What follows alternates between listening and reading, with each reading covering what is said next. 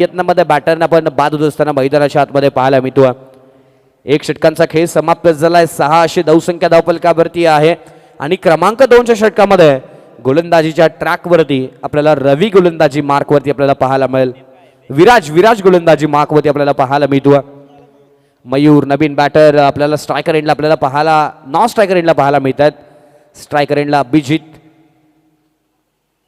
एक चांगला स्ट्रोक त्यांच्या बॅटमधून पाहायला मिळतोय. क्रमांक 2चं षटक पुन्हा एकदा मिस टाइम. फटका फसलाय पकडला गेलाय झेल संपलाय. फलंदाज अभिजितचा खेळ. Abhijit back to dugout. दुसऱ्या विकेटचं पतन.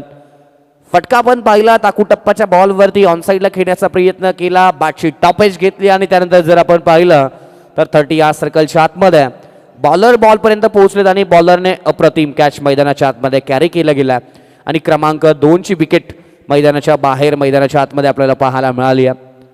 अभिजितच्या माध्यमातून आणखीन एका विकेटचं पतन झालं. नवीन बॅटर आता मैदानाच्या आतमध्ये क्रमांक 4 वरती ओमकार फलंदाजीसाठी आपल्याला पाहायला मिळेल. खूप चांगली बॅटिंग करावी लागेल कारण संकटामध्ये पुन्हा एकदा संघ आलाय. कारण 2 विकेट बॅक टू बॅक मैदानाच्या आतमध्ये पाहायला मिळालेत. ओमकार बाद झाला. अभिजित बाद झाला.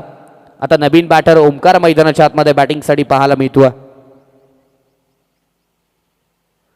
हो पुन्हा एकदा अकुटप्पाचा बॉल आहे.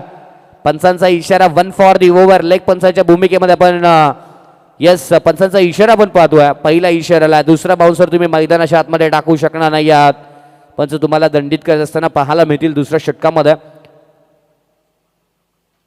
आणखी एक चांगला ball. Swing and miss. Dot बॉलची सांगता सरळ निघून गेलाय बॉल यष्टीरक्षकाच्या हातामध्ये. Behind the wicket. यष्टीरक्षक खूप चांगलं काम मैदानाच्या आतमध्ये करत असताना 4 बॉलचा खेळ मैदानाच्या आतमध्ये समाप्त झाला. 3 बॉलचा खेळ समाप्त झाला आणि धाबा धावफलकावरती आहेत 6. एकही धाब आलेली नाहीये. महत्वाची विकेट आली आहे क्रमांक 2ची. पुन्हा एकदा शॉर्ट आर्म पूल करण्याचा प्रयत्न. फटका फसलाय. क्षेत्ररक्षक अमर बॉलच्या खाली आहेत. कोणतीही चूक करत नाही आहेत. तू चल मैं आया सातत्याने. 1 मोर विकेट डाऊन. फलंदाज बाद. तिसऱ्या विकेटचं पतन. ओमकार ही मैदानाच्या आतमध्ये काहीही करू शकलेलं नाहीये. संधी मिळते ना तेव्हा तुम्हाला स्वतःला सिद्ध करावं लागेल. जेव्हा तुम्ही स्वतःला सिद्ध करता तेव्हा जग तुम्हाला प्रसिद्ध करतं.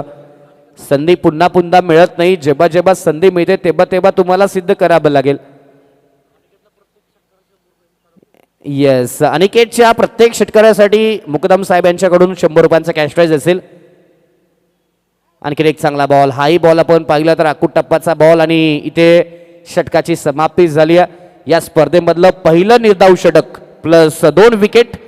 अप्रतिम गोलंदाजी आपल्याला पाहायला मिळाली. गोलंदाज विराजच्या माध्यमातून काय गोलंदाजी केली. लाजवाब गोलंदाजी.